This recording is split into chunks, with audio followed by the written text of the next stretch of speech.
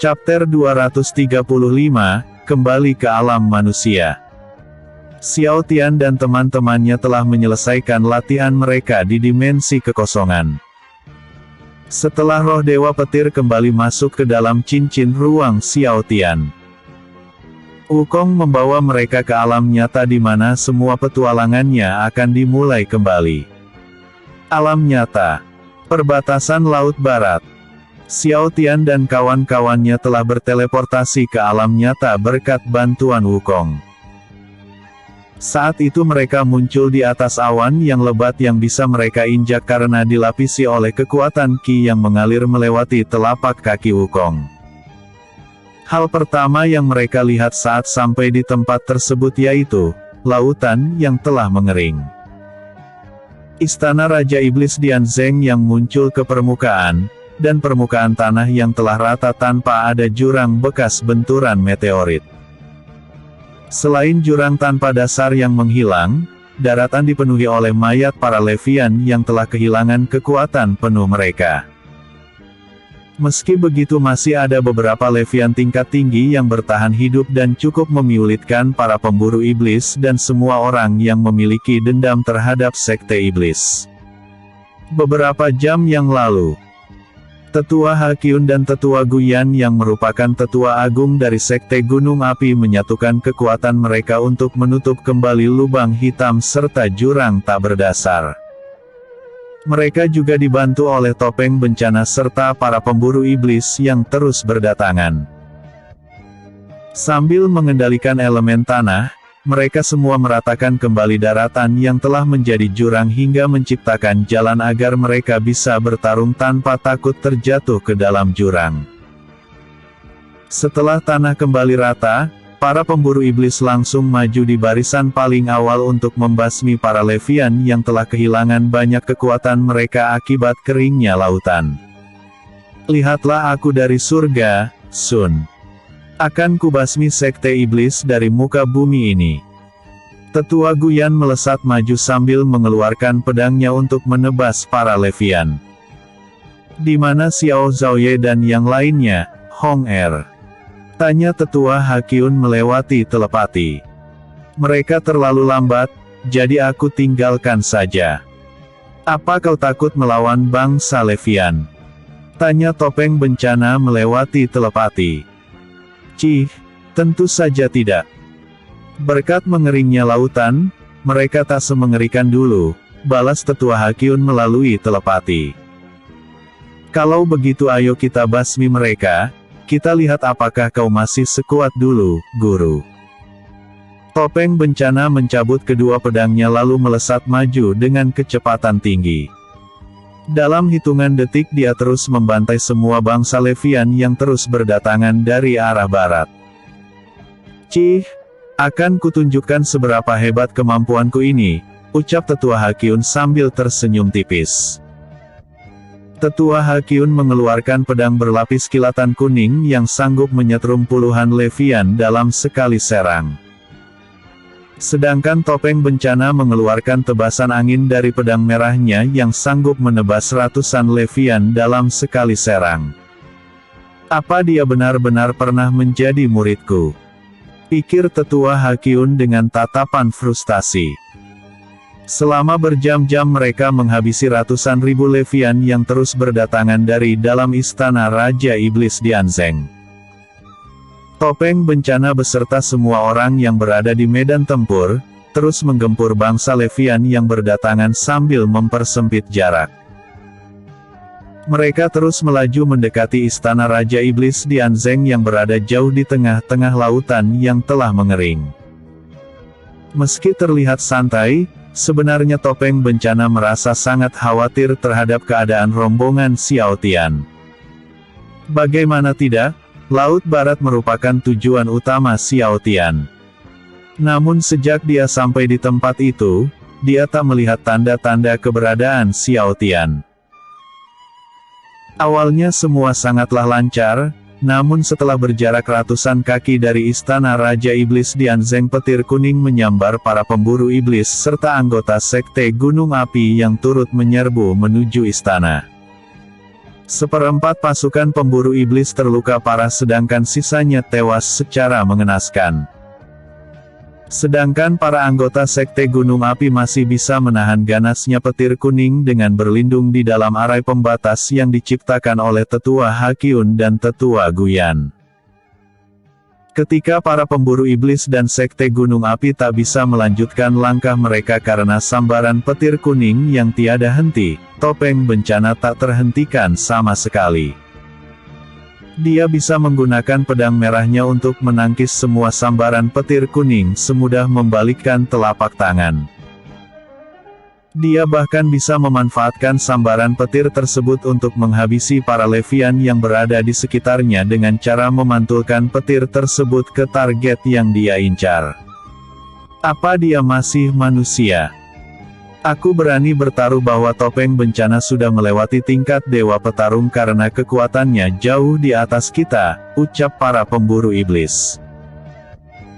Ketika Topeng Bencana terus berjalan mendekat, sebuah kapak merah menyala melesat dengan kecepatan penuh menghantam pedang Topeng Bencana hingga terpental mundur cukup jauh. Setelah membuat Topeng Bencana mundur cukup jauh, kapak merah tersebut kembali terpental mundur sambil berputar-putar di udara hingga ditangkap oleh tangan seseorang yang melemparnya dari atap istana. Semua orang terkejut bukan main setelah melihat siapa yang menangkap kapak merah itu. Kapak merah yang biasa dipakai Raja Iblis Lanbing, saat ini dipakai oleh Jenderal Tai Long yang memakai jirah serba hitam. Warna matanya merah menyala dan hawa iblis yang begitu kuat terpancar dari tubuhnya. Tingkatannya saat ini telah mencapai pendekar alam ilusi lapisan kelima. Satu tingkat lebih tinggi daripada Topeng Bencana. Jenderal Tai Long. Apakah Sekte Iblis menghidupkannya kembali? Tanya Topeng Bencana dengan mata yang terbelalak. Jenderal Tai Long menghilang dari pandangan semua orang, lalu muncul di hadapan Topeng Bencana. Saat itu juga dia langsung berniat mengampak Topeng Bencana dengan segenap tenaga. Namun serangannya langsung ditangkis oleh Topeng Bencana dengan menggunakan dua buah pedang merah miliknya. Benturan kekuatan antara kedua pendekar alam ilusi menciptakan tekanan ki yang membuat semua orang gemetar ketakutan. Apa itu benar-benar Jenderal Tai Long? Apa yang dilakukan para iblis terhadap dirinya? Aku pikir tak ada yang bisa setara dengan Topeng Bencana, tapi saat ini Topeng Bencana benar-benar sedang terpojok, ucap Tetua Guyan. Hong Er, mundurlah. Jenderal Tai Long bukanlah mimpi buruk yang paling menakutkan. Di dalam istana itu terdapat 5 kekuatan besar yang jauh lebih mengerikan dibandingkan Jenderal Tai Long. Ini benar-benar buruk. Jika Sekte Iblis sekuat ini, kenapa mereka tak meratakan manusia sejak dahulu kala, pikir Tetua Hakyun sambil mencoba melakukan telepati. Namun usahanya sia-sia karena konsentrasinya terbagi oleh petir kuning yang terus menyambar ke arah semua orang di sekitarnya. Demi melindungi hidup para murid Sekte Gunung Api, dia terpaksa menahan diri dan fokus terhadap arai pelindung yang sedang dia kendalikan. Setelah beradu kekuatan dalam waktu yang cukup lama, topeng yang dipakai Xiao Hong mulai mengalami keretakan. Sadar bahwa Jenderal Tai Long tak dapat diremehkan, Xiao Hong berencana melompat mundur untuk mencegah hancurnya topeng yang dia pakai. Sayangnya saat dia telah melompat mundur cukup jauh, topengnya tetap tak dapat diselamatkan. Retakannya terus menyebar hingga terbelah menjadi 2. Bersamaan dengan hancurnya topeng tersebut, bentuk tubuh serta identitas aslinya pun mulai terungkap. Semua orang yang berada di sana terkejut bukan main, mata mereka terbelalak begitu lebar karena merasa tak percaya akan apa yang mereka lihat. Mereka merasa malu sekaligus kaget bukan main, ternyata selama ini orang yang begitu mereka takuti adalah seorang wanita yang tak pernah terlihat mengikuti perang sama sekali. Ratu Xiao Hong, ucap semua orang secara bersamaan. Tepat setelah identitasnya telah terungkap, Jenderal Feng Long kembali menghilang dari pandangan semua orang dan muncul kembali tepat di hadapan Ratu Xiao Hong. Seperti biasa dia langsung mencoba mengampak Ratu Xiao Hong tanpa peringatan sedikitpun. Akan tetapi tepat sebelum kampak tersebut ditangkis oleh Ratu Xiao Hong, Xiao Tian tiba-tiba muncul di hadapannya dan langsung memukul mundur Jenderal Tai Long hingga menghantam tembok istana. "Buk, maaf karena telah membuatmu menunggu lama, Ibu." Xiao Tian muncul dengan pakaian serba putihnya sambil menggendong dua buah pedang bergerigi yang menempel di belakang punggungnya. Setelah melihat kemunculan Xiao Tian yang begitu tiba-tiba, semua orang langsung mengepalkan tangan mereka dengan tubuh yang gemetar. Semua itu terjadi karena Xiao Tian muncul dengan kekuatan besar yang tak pernah bisa dibayangkan oleh semuanya. Apakah itu Pangeran Xiao Tian? Sejak kapan dia bisa melewati tingkat Dewa Petarung? Kerajaan petir benar-benar kerajaan yang mengerikan. Ternyata selama ini mereka menyembunyikan monster seperti Ratu Xiao Hong dan Pangeran Xiao Tian, ucap para pemburu iblis yang mengalami luka parah. Bukankah waktu itu dia hanya petarung tingkat emas? Makanya dia kabur dari Sekte Gunung Api saat terlibat masalah. Bagaimana bisa kultivasinya melonjak begitu tajam hingga melewati kultivasi topeng bencana? Pikir para murid Sekte Gunung Api. Tepat ketika semua orang masih terkejut bukan main, Kaibo versi dewasa dan Liang Su melompat turun dari rongga ruangan di atas menara istana. Diikuti oleh satu orang berjubah merah yang melompat turun tepat di belakang mereka. Berbeda dengan perjumpaan terakhir Xiao Tian dengan Kaibo dan Liang Su, mereka saat ini benar-benar terlihat berbeda karena memancarkan hawa iblis yang kuat dan memiliki pandangan yang begitu kosong bagai orang yang sedang dikendalikan. Di atas awan, Wukong dan teman-teman Xiao Tian masih berada di atas awan sambil menatap ke bawah daratan. Setelah melihat Kaibo dan Liang Su muncul, Wukong berkata, "Saatnya kalian beraksi telah tiba. Turunlah dan bantu Xiao Tian. Meski aku ada di sini, jangan terlalu berharap kalau aku akan ikut campur. Aku hanya akan turun tangan jika teman dewa pemalas muncul. Karena tugasku adalah menangkap 5 dewa sesat yang melarikan diri dari alam neraka." Semua orang menganggukkan kepala mereka dan secara bersamaan menghilang dari hadapan Wukong dengan bantuan sihir teleportasi jarak dekat yang telah dia ajarkan. Mereka pergi meninggalkan naga hitam dan naga biru yang duduk di atas pundak Wukong. Tepat ketika teman-teman Xiao Tian muncul di samping kanan dan kirinya, semua orang sudah kehabisan kata-kata. Bagaimana tidak? Orang-orang yang tak pernah muncul sebagai pendekar tingkat tinggi tiba-tiba saja muncul dengan kekuatan yang jauh di luar jangkauan mereka. Tai Wu, Putri Jiali, si gendut, dan entah siapa gadis kecil itu, berapa banyak lagi kejutan yang harus kita terima. Kenapa para generasi muda seperti mereka bisa melampaui para tetua bahkan topeng bencana dalam waktu singkat? Apakah mereka semua selama ini menyembunyikan kekuatan mereka? Pikir para murid Sekte Gunung Api. Episode sebelumnya. Chapter 234, Dian Zeng Putra Petir.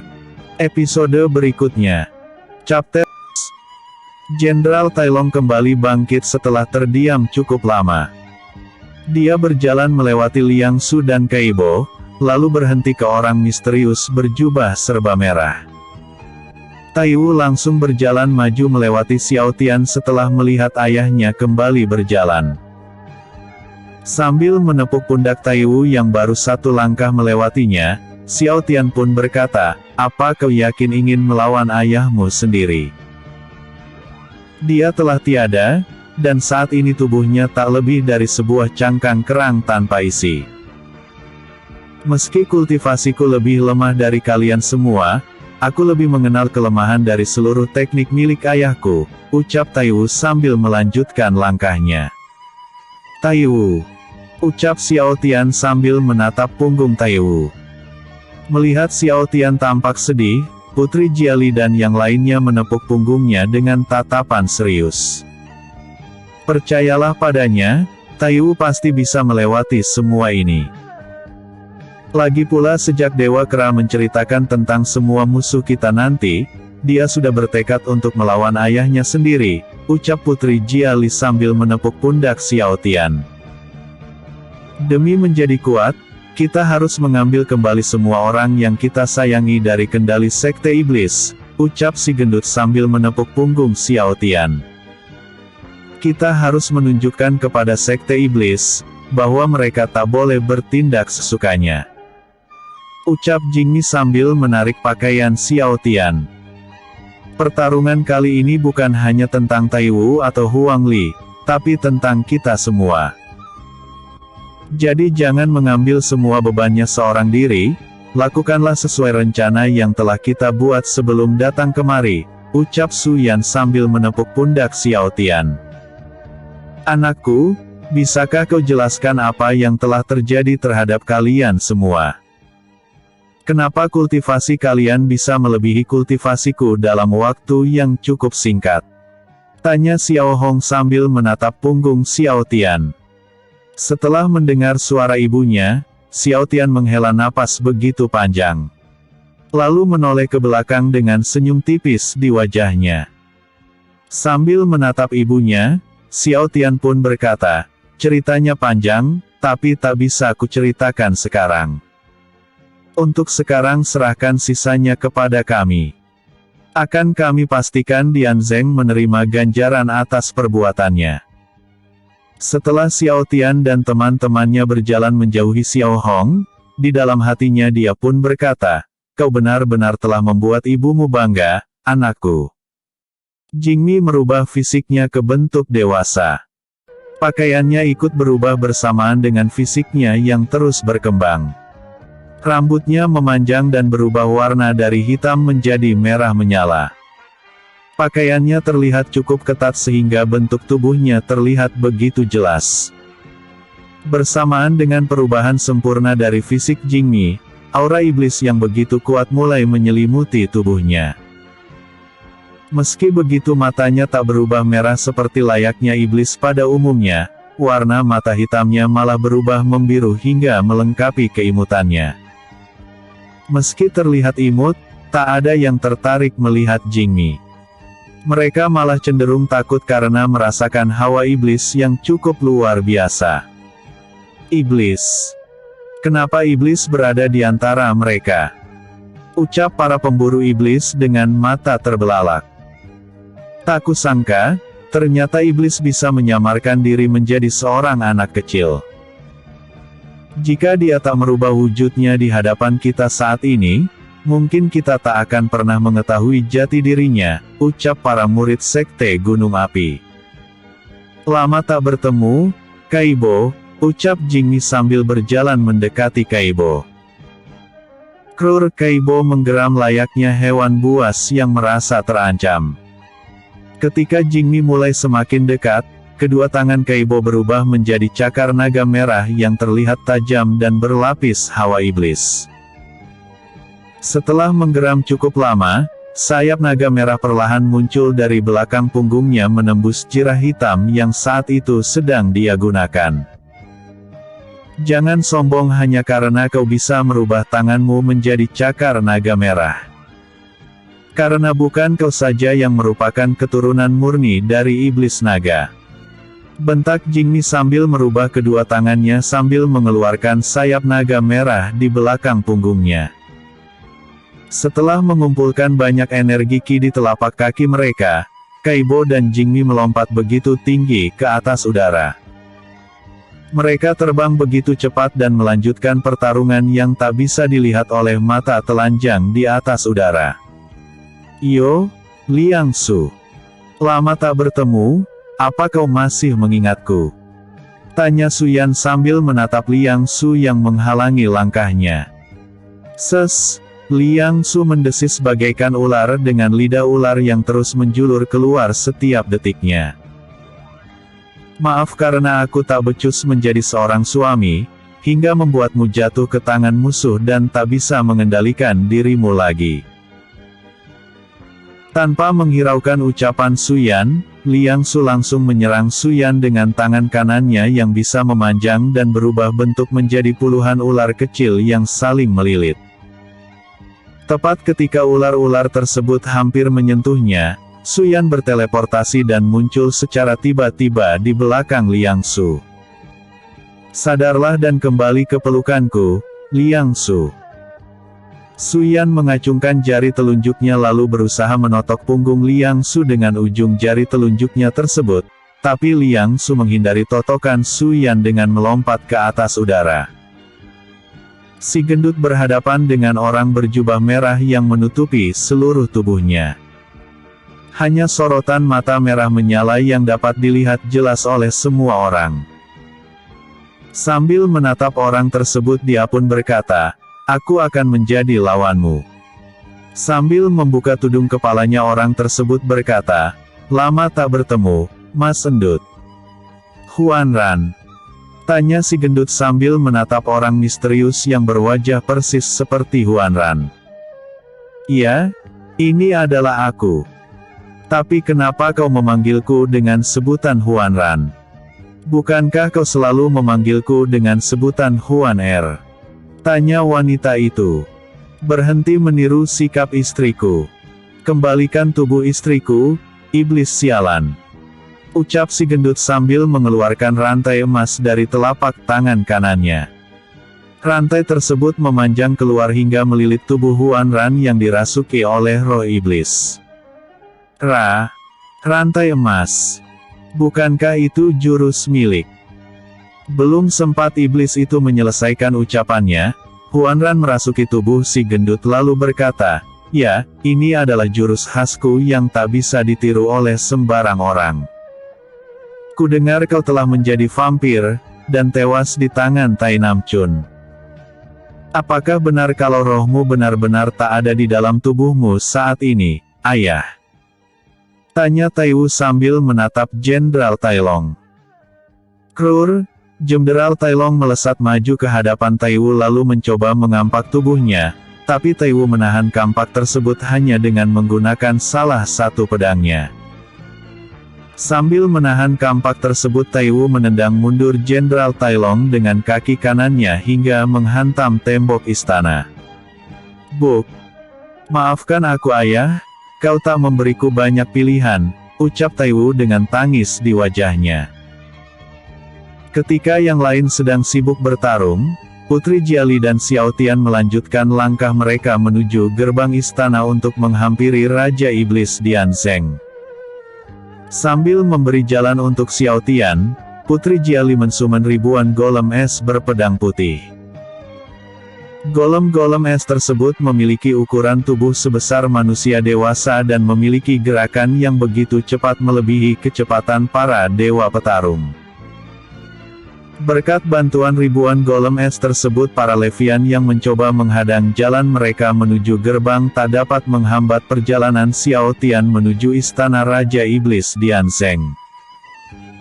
Ketika berada tepat di hadapan gerbang istana yang tertutup rapat, Xiao Tian pun berteriak, "Keluarlah kau, Dian Zeng.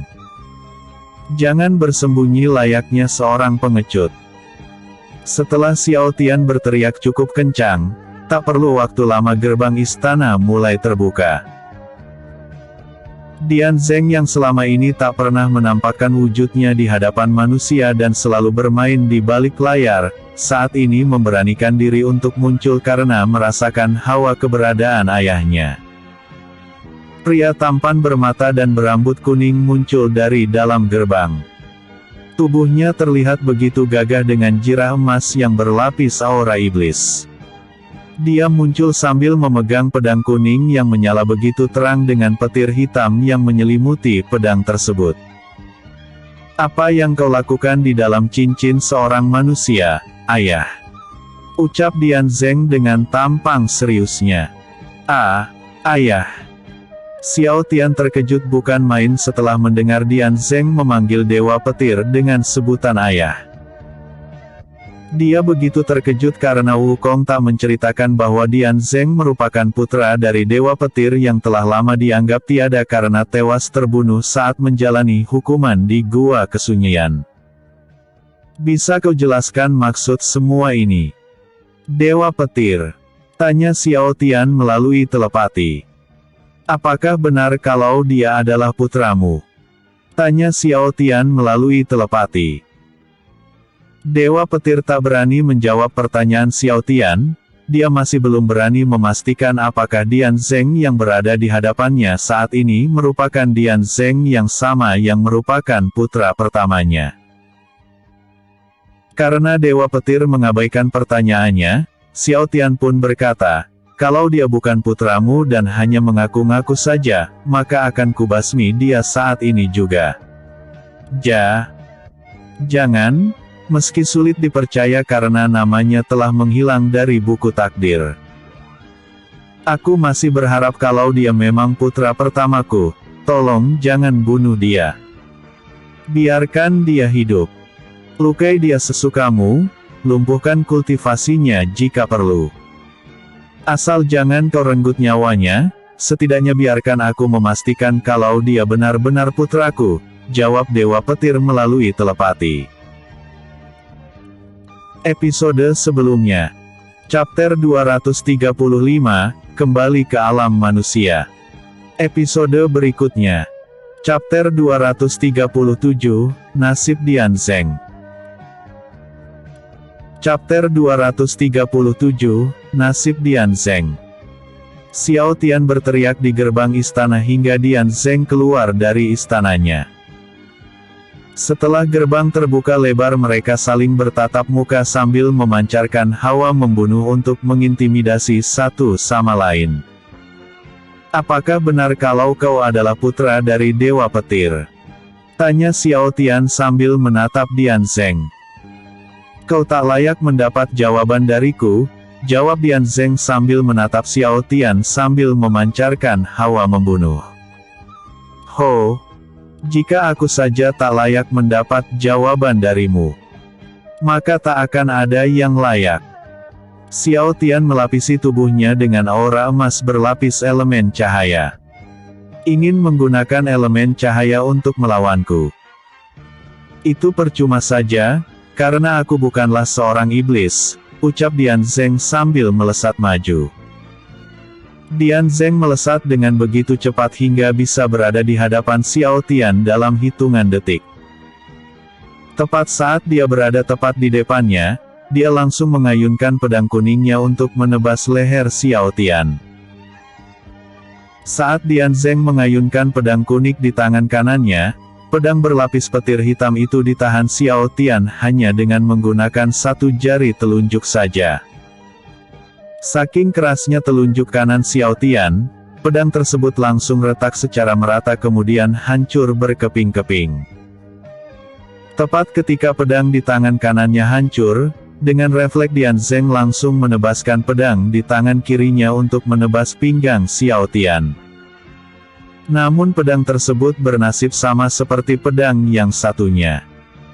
Langsung hancur berkeping-keping hingga hanya menyisakan gagang pedangnya saja. Apa? Ucap Dian Zeng dengan mata yang terbelalak.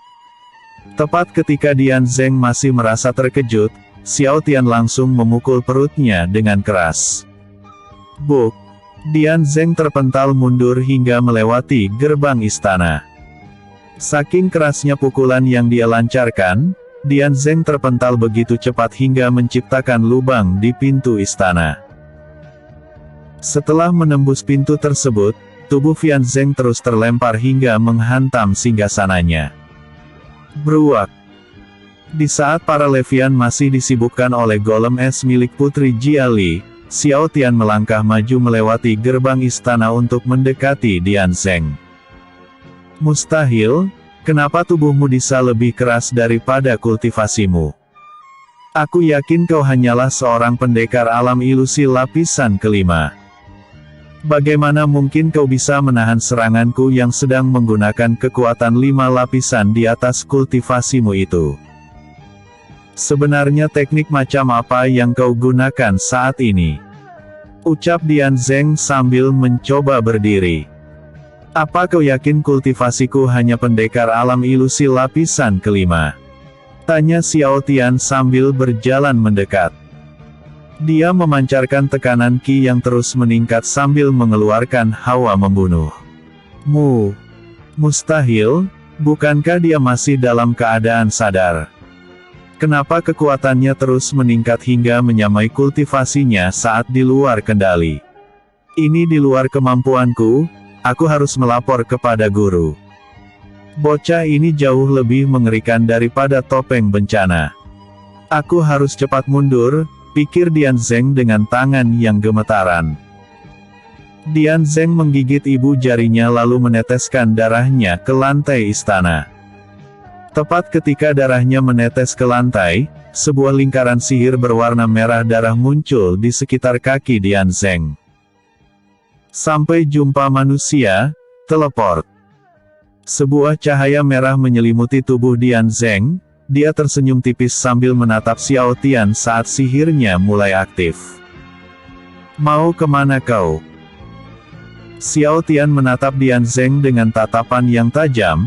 Tepat setelah mata mereka saling bertatapan, sihir teleportasi yang baru saja aktif itu langsung dibatalkan secara paksa. Cahaya merah di atas lingkaran sihir tersebut perlahan meredup dan hanya menyisakan sebuah simbol sihir yang tak bisa diaktifkan. Apa yang? Dian Zeng mengeluarkan keringat dingin karena sihirnya tak bisa dia aktifkan. Dengan wajah yang terlihat ketakutan dia terus mencoba mengaktifkan kembali lingkaran sihirnya, namun tak kunjung aktif sedikitpun.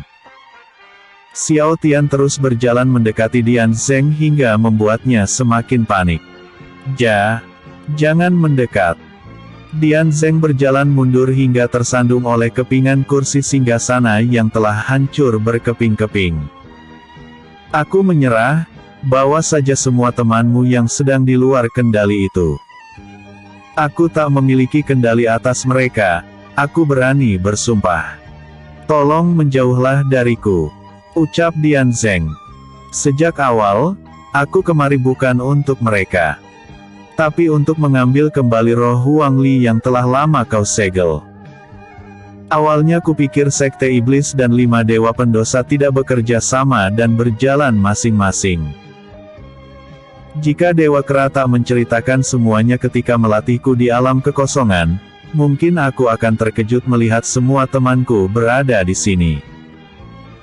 Kaibo, Liang Su, Jenderal Tai Long bahkan tubuh Huan Ran yang kupikir telah tiada ternyata juga ada di dalam istanamu. Kami pasti akan membawa mereka juga. Tapi sebelum itu, kau harus mengembalikan kepingan roh Putri Jia Li yang kau segel dengan teknik terlarang. Ucap Xiao Tian sambil berjalan mendekat. Hahaha, Dian Zeng tertawa jahat setelah mendengar jawaban Xiao Tian. Kenapa kau tertawa? Apa kau sudah gila? Tanya Xiao Tian sambil menatap Dian Zeng. Dian Zeng mengeluarkan sebuah bola kecil yang bersinar kuning dari dalam jirah emasnya. Sambil tertawa jahat dia pun berkata, terserah kau menganggapku seperti apa. Bola ini berisi jiwa Huang Li yang telah tersegel. Jika kau menginginkan keselamatannya maka bawa semua orang pergi dari istanaku. Ancam Dian Zeng sambil menggenggam bola kuning berisi jiwa Huang Li. Semakin dekat Xiao Tian melangkah semakin erat Dian Zeng menggenggam bola tersebut. Melihat Dian Zeng melakukannya tanpa rasa ragu, Xiao Tian pun berhenti melangkah. Melihat Xiao Tian terdiam, Dian Zeng pun tersenyum tipis. Sambil menatap mata Xiao Tian dia pun berkata, mundurlah, jika tidak kuhancurkan roh Huang Li. Ho, kau mengancamku, ucap Xiao Tian sambil menatap mata Dian Zeng. Xiao Tian menjentikkan jarinya bersamaan dengan itu, Dian Zeng langsung terdiam kaku. Apa yang terjadi? Kenapa aku tak bisa menggerakkan tubuhku? Pikir Dian Zeng sambil menundukkan kepala. Tap tap tap.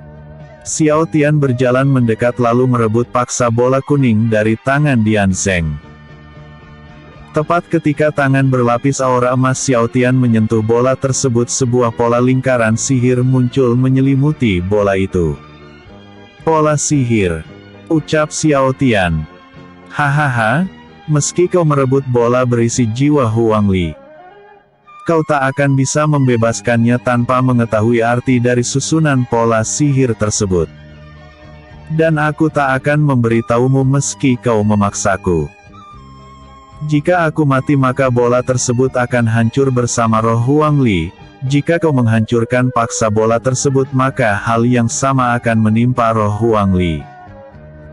Dengan kata lain, kau tak akan bisa menyelamatkannya tanpa mengetahui pola sihirnya dariku.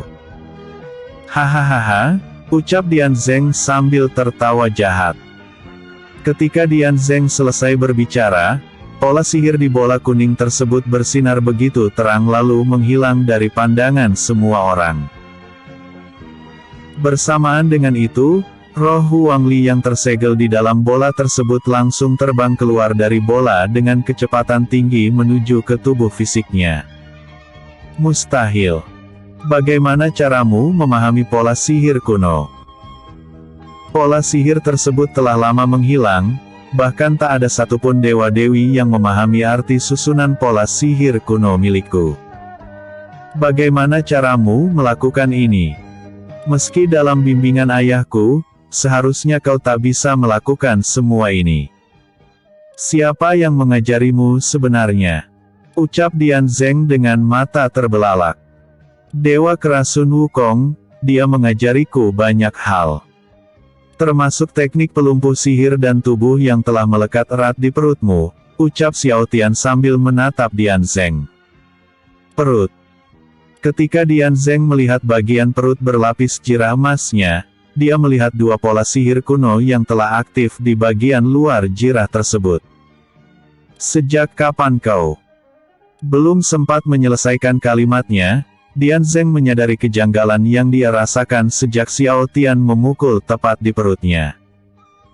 Dari sihir teleportasi yang tak bisa diaktifkan, hingga tubuh yang tak bisa dia gerakkan.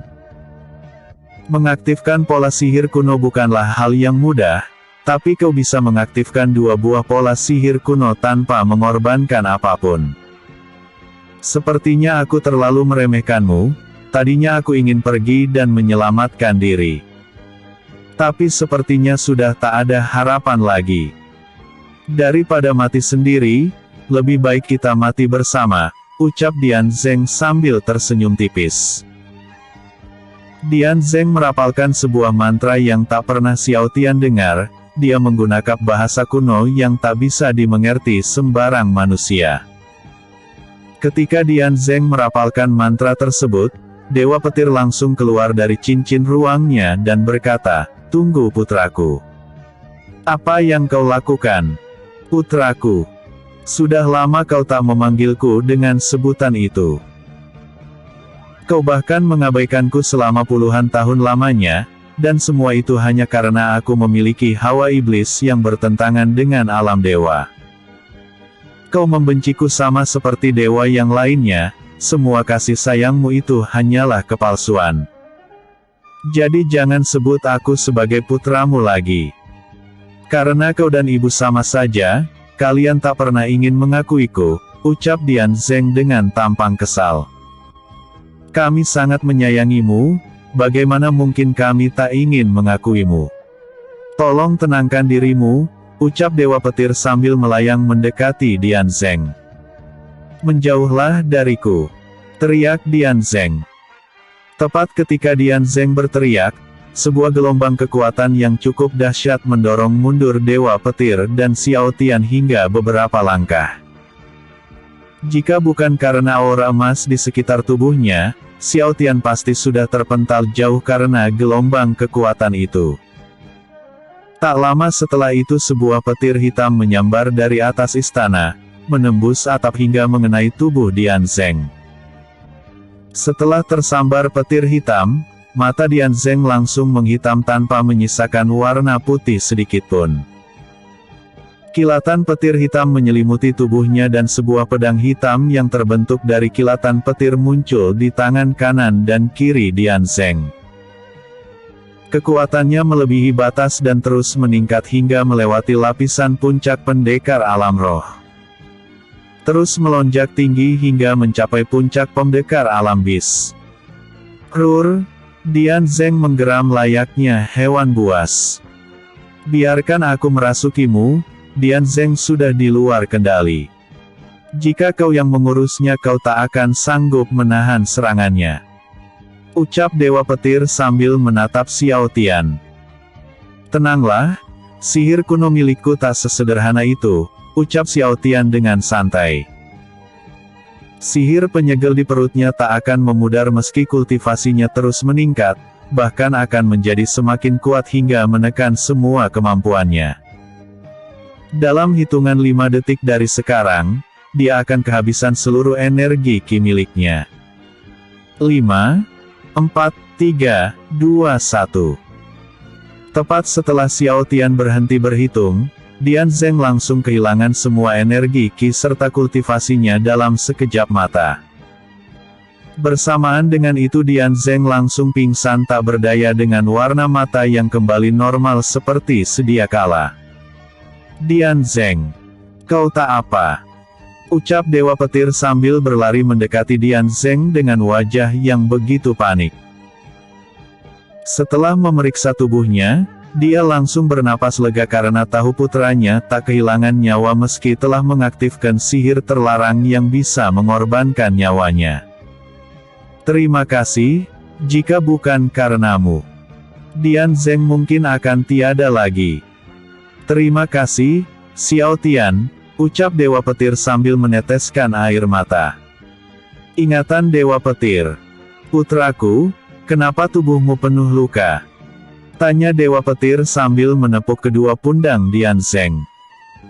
Teman-teman memukuliku hanya karena aku memaksa untuk ikut bermain dengan mereka. Mereka bilang aku adalah anak iblis yang tak pantas bermain dengan para dewa.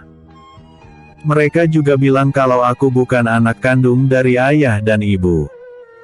Apakah itu semua benar, ayah? Ucap Dian Zeng dengan mata berkaca-kaca. Dian Zeng putraku, kau adalah anak kandung ayah dan ibu. Itu tak akan berubah, sejak dulu hingga sekarang. Semua yang kau dengar hanyalah omong kosong, siapa yang mengatakan hal itu?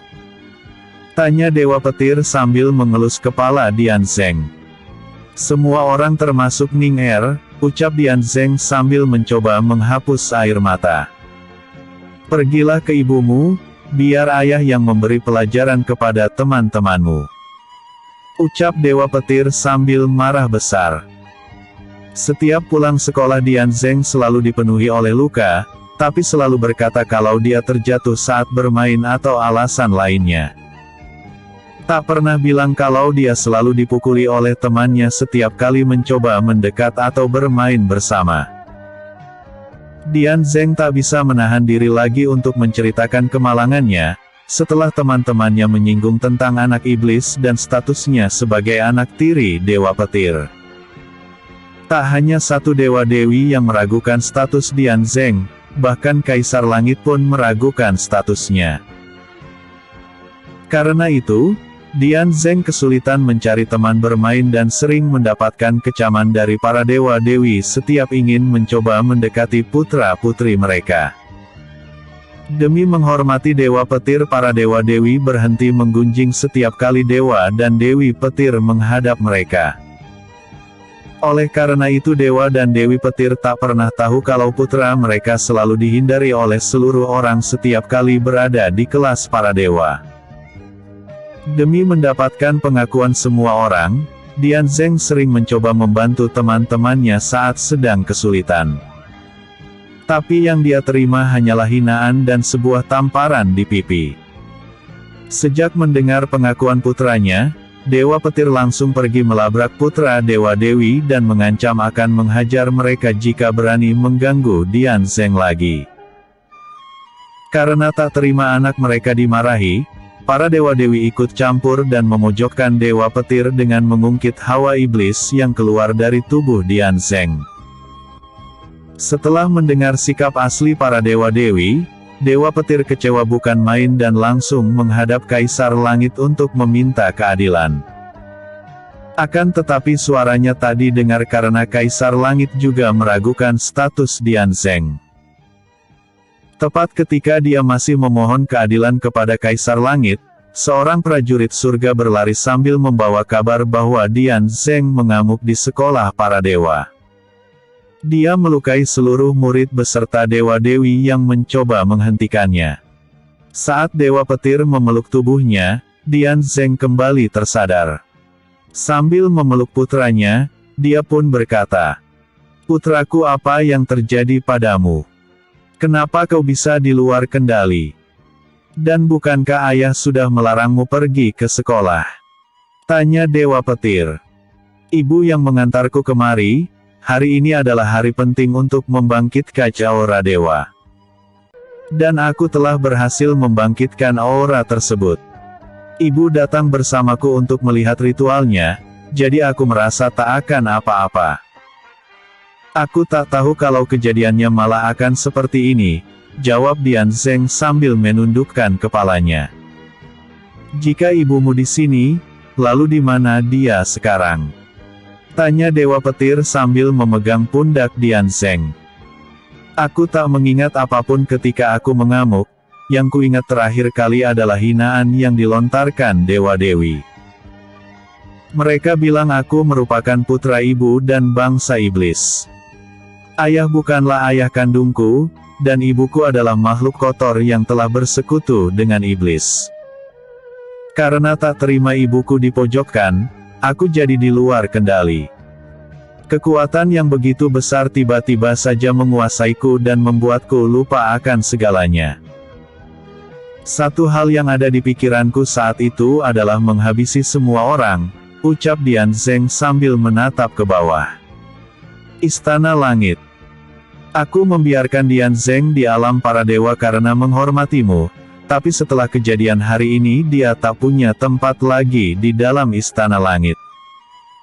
Demi keselamatan seluruh penghuni langit, dengan ini aku menyatakan bahwa Dian Zeng sang putra petir akan dihukum di gua kesunyian yang berada di alam manusia selama ratusan tahun tanpa boleh makan dan minum. Aku akan menganugerahkan umur panjang padanya agar bisa menjalankan siksaan tanpa takut akan kematian," ucap Kaisar Langit sambil membuat segel kuno di tubuh Dian Zeng agar dia tak bisa mengeluarkan hawa iblis serta kekuatan Qi-nya lagi. Keputusan Kaisar Langit tak bisa dibantah dan hanya bisa dijalankan. Meski Dewa dan Dewi Petir memohon untuk meringankan hukumannya karena Dian Zeng masih anak-anak, Kaisar Langit tak kunjung luluh tanpa memikirkan perasaan Dewa dan Dewi Petir. Melukai ibunya sendiri, melukai seisi kelas serta guru yang mencoba menghentikannya. Dian Zeng tak bisa dianggap sebagai seorang bocah biasa, dia terlalu berbahaya dan tak bisa tinggal di sini. Pergilah dan buatlah anak lagi, lupakan saja putra kalian yang sulit dikendalikan ini, ucap Kaisar Langit sambil menatap Dewa Petir. Selama berhari-hari Dewa Petir memohon tapi tak kunjung dapat belas kasihan, karena sudah muak dengan semuanya Dewa dan Dewi Petir menyiapkan jurus untuk mengancam Kaisar Langit. "Putraku telah cukup menderita, kenapa kau memberinya hukuman yang begitu berat?" ucap Dewi Petir. "Ini semua kulakukan demi kebaikan semua orang. Kalau kalian tak terima temani saja putra kalian di dalam gua kesunyian," jawab Kaisar Langit. "Teganya kau melakukan ini, Kaisar Langit," bentak Dewa Petir sambil mengeluarkan jurusnya. Tepat ketika Kaisar Langit ingin menundukkan Dewa Petir, Wukong datang mengacaukan Istana Langit. Dia muncul dan berkata, "Dewi Kuan Im mengutusku untuk meluruskanmu lagi, Kaisar Langit. Apakah benar kau menghukum seorang bocah dengan berlebihan hanya karena dia memiliki hawa iblis?" Kau cukup menyegel kekuatannya, tak perlu mengurungnya hingga ratusan tahun. Apakah kau tak punya hati nurani? Ucap Wukong sambil memancarkan hawa membunuh. Karena tak ingin berurusan dengan Wukong, Kaisar Langit mengizinkan Dewa dan Dewi Petir mengunjungi Gua Kesunyian sambil membawa makanan dengan catatan tak boleh diketahui orang lain. Setelah mendengar keputusan Kaisar Langit, Dewa Petir menghentikan jurusnya dan langsung memberi hormat kepada Wukong. Itu merupakan pertemuan pertama Dewa Petir dengan Wukong yang membuat mereka menjadi akrab hingga sekarang. Wukong mengawal Dewa dan Dewi Petir ke Gua Kesunyian, lalu berjaga di luar agar tak ada yang mengetahui kedatangan mereka. Sayangnya mereka datang terlambat. Karena saat mereka sampai, kepala Dian Zeng telah terputus dari lehernya. Dan tak mengeluarkan hawa kehidupan sedikitpun. Setelah memakamkan putra mereka di Gua Kesunyian, Dewa dan Dewi Petir pergi ke Istana Langit demi mengecek buku takdir. Anehnya, tak ada nama Dian Zeng di dalam buku tersebut. Tak hanya buku takdir, dalam catatan Dewa Kematian, bahkan buku penghuni surga dan neraka pun tak tertulis nama Dian Zeng. Hal tersebut terjadi jika roh Dian Zeng telah dihancurkan atau ditelan oleh seseorang. Setelah mengetahui itu Dewi Petir menjadi begitu frustasi hingga nekat menghapus emosi serta semua ingatannya agar tak merasa sedih lagi. Episode sebelumnya. Chapter 236, terus terobos. Episode berikutnya, Pan, tujuan telah tercapai.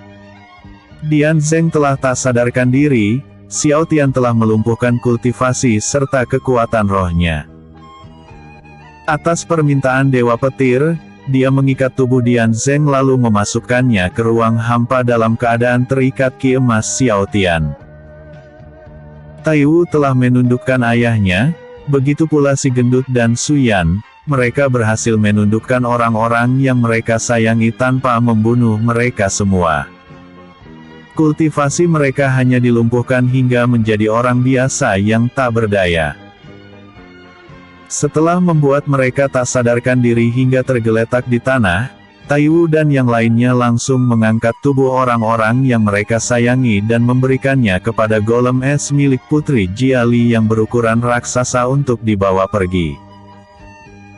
Mereka berniat mengejar Xiao Tian untuk membantunya bertarung dan mempercayakan tubuh orang yang mereka sayangi kepada Putri Jiali. Tepat ketika mereka mau memasuki gerbang istana, Xiao Tian keluar dari dalam istana sambil ditemani Dewa Petir yang melayang di samping kanannya. "Apakah semuanya sudah beres?" tanya Tai Wu. "Ya, bagaimana dengan kalian?" tanya Xiao Tian. "Semuanya selesai kecuali Kaibo dan Jingmi, mereka bertarung dengan kecepatan tinggi di atas udara," jawab Su Yan sambil menatap Xiao Tian. "Gerakan mereka terlalu cepat sehingga kami tak bisa menyaksikan pertarungan mereka. Satu hal yang pasti, mereka memiliki kekuatan seimbang kira-kira pendekar alam ilusi lapisan ke-7, jelas si gendut sambil menatap Xiao Tian. "Ngomong-ngomong di mana Huan Ran? Bukankah dia sudah memiliki tubuhnya lagi?"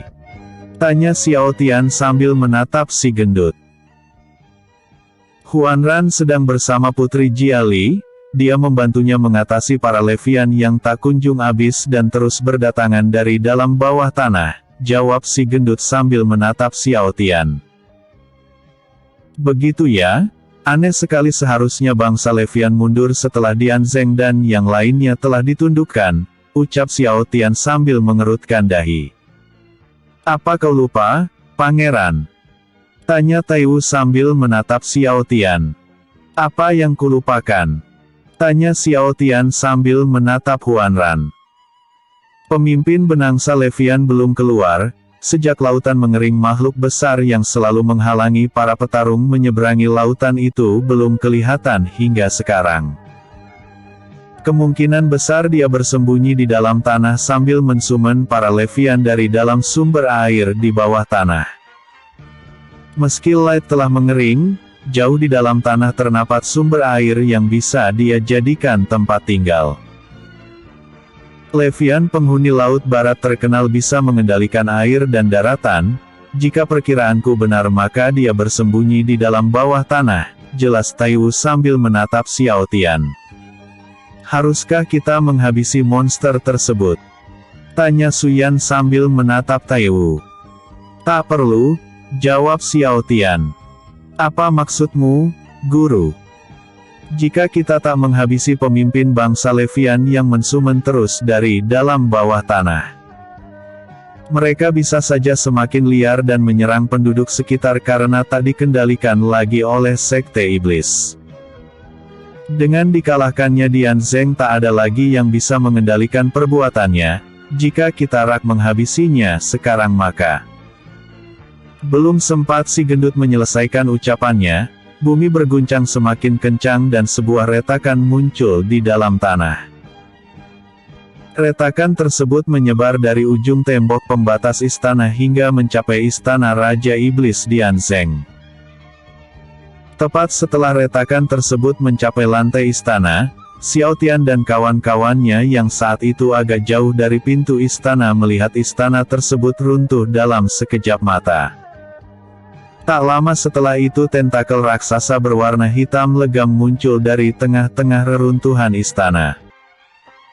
Bersamaan dengan munculnya tentakel tersebut, sebuah tekanan ki tingkat tinggi berlapis hawa membunuh muncul dari tengah-tengah reruntuhan istana. Semua orang yang merasakan hawa membunuh tersebut kehabisan kata-kata hingga terdiam kaku dengan mata yang terbelalak. Terhitung 5 detik setelah tentakel raksasa tersebut muncul ke atas daratan, seorang pria berjubah serba hitam dengan nomor punggung 4 muncul di atas kepala gurita raksasa yang merupakan pemimpin dari bangsa Levian penguasa Laut Barat.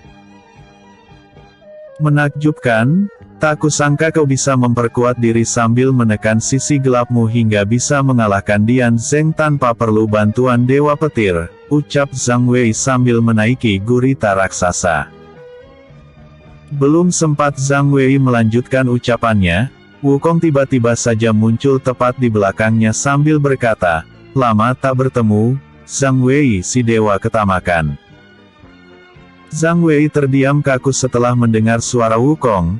Sejak awal Wukong menyembunyikan keberadaannya dan menunggu Zhang Wei menunjukkan diri. Setelah dia menampakkan diri, Wukong langsung melumpuhkan kultivasi serta membuatnya tak bisa bergerak hanya dengan menepuk pundaknya. Alam neraka dan dewa pemalas telah menunggumu, ikutlah bersamaku dan berhenti melawan, ucap Wukong sambil mengaktifkan sihir teleportasi. Huaizong tak memiliki kekuatan sebesar Zhang Wei, mereka bagikan langit dan bumi. Perbedaan kekuatannya terlalu tinggi meski hanya memiliki jarak 1 tingkatan. Bagaimana dengan 3 dewa pendosa yang lain yang belum memunculkan batang hidungnya? Mereka terlalu berbahaya. Aku harus berlatih lagi agar bisa menjaga diri, karena Dewa Kera tak akan terus mendampingiku seperti Dewa Petir. Sedangkan Dewa Petir memiliki batasan untuk merasukiku. Tak ada cara lain selain memperkuat diri agar bisa hidup dengan tenang, pikir Xiao Tian sambil menatap ke arah Wukong yang perlahan menghilang dari pandangan semua orang. Tepat ketika Zhang Wei dibawa pergi, gurita hitam raksasa mulai mengamuk tak terkendali. Dia menyerang Xiao Tian dan teman-temannya yang berjarak paling dekat dengannya. Secara bersamaan Taiwu dan si gendut menarik pedang mereka keluar lalu melesat maju menebas semua tentakel hitam yang mencoba menyerang mereka. Di saat Taiwu dan si gendut sedang disibukkan oleh gurita raksasa, Xiao Tian memfokuskan tenaga pada telapak tangan kanannya hingga menciptakan sebuah aura emas berbentuk bola kecil. Sedangkan Suyan menyentuh pundak Xiao Tian sambil mentransfer kekuatannya untuk memperkuat aura emas di telapak tangan Xiao Tian. Setelah Xiao Tian menahan bola tersebut cukup lama, Bola tersebut dia lontarkan ke arah gurita raksasa dengan kecepatan tinggi hingga menembus tubuh gurita tersebut. Ketika mencapai inti iblis dari gurita itu, bola tersebut menciptakan sebuah ledakan cahaya yang sanggup membuat makhluk tersebut rata lenyap tanpa sisa. Saking kuatnya gelombang ledakan cahaya tersebut, tak hanya gurita itu yang merasakan pengaruhnya, tapi semua bangsa Levian juga ikut hangus tanpa sisa. Iblis sangat lemah dengan elemen cahaya, oleh karena itu gelombang cahaya yang dihasilkan sanggup membuat semua bangsa Levian rata dengan tanah. Sedangkan para manusia tak merasakan dampak apapun. Berhubung Jingmi dan Kaibo merupakan bangsa iblis, mereka terkena dampak ledakan saat masih sibuk bertarung di atas udara. Tubuh mereka menciut hingga kembali ke versi anak-anak saat masih berada di atas udara. Melihat Jingmi dan Kaibo terjatuh menuju daratan, naga hitam dan naga biru merubah ukuran tubuh mereka lalu terbang menangkap Jingmi dan Kaibo yang telah tak sadarkan diri dengan menggunakan cakar mereka. Setelah gurita hitam dan bangsa Levian hancur, langit yang tertutup awan mulai kembali cerah. Sinar matahari mulai menyinari daratan, tubuh Jenderal Tai Long perlahan melepuh karena hal itu. Demi melindungi tubuh Jenderal Tai Long, Putri Jiali melapisi tubuh Jenderal dengan mencari tempat yang tak terkena sinar matahari. Saat itu satu-satunya tempat yang masih terlihat teduh yaitu di bawah gerbang istana.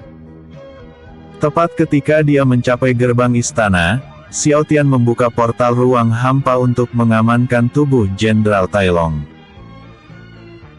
Setelah semua urusan telah selesai, Xiao Tian beserta rombongannya berjalan mendekati para topeng bencana dan seluruh murid sekte Gunung Api untuk mengobati luka-luka mereka. "Sembuhkan kami juga, kami pun ikut bertarung melawan iblis," ucap para pemburu iblis. "Akan kami sembuhkan luka kalian, tapi dengan satu syarat," jawab Xiao Tian. "Apa itu?" tanya para pemburu iblis. "Berhentilah membunuh iblis yang tak bersalah, karena tak semua bangsa iblis berperilaku jahat. Berjanjilah agar menerima Kaibo dan Jingmi saat naga hitam dan naga biru menurunkan tubuh mereka kemari. Apakah kalian mau berjanji?" tanya Xiao Tian sambil menatap para pemburu iblis. "Baiklah, kami berjanji, cepat sembuhkan kami," ucap para pemburu iblis. "Berikan mereka pilnya," ucap Xiao Tian sambil menatap Taiwu. "Baik pangeran," ucap Taiwu sambil mengeluarkan pil pemulih energi dari balik pakaiannya. Naga hitam dan naga biru meletakkan Jingmi dan Kaibo ke hadapan Xiao Tian untuk diobati. Namun di luar dugaan para pemburu iblis yang telah disembuhkan malah melemparkan tombak beracun ke arah Jingmi dan Kaibo saat fokus Xiao Tian teralihkan.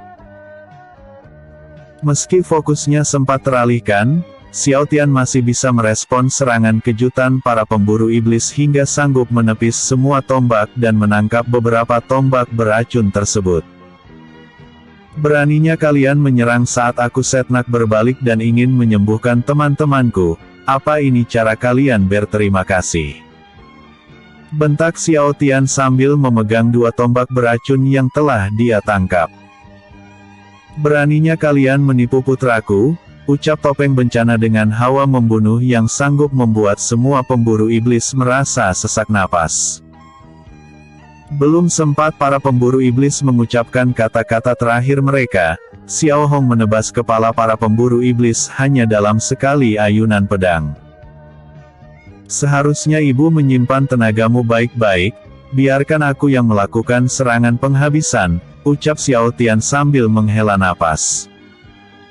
"Ibu mana yang bisa duduk tenang ketika melihat putranya sedang dipermainkan?" ucap Xiao Hong sambil tersenyum tipis. Mendengar ucapan ibunya, Xiao Tian pun tersenyum tipis.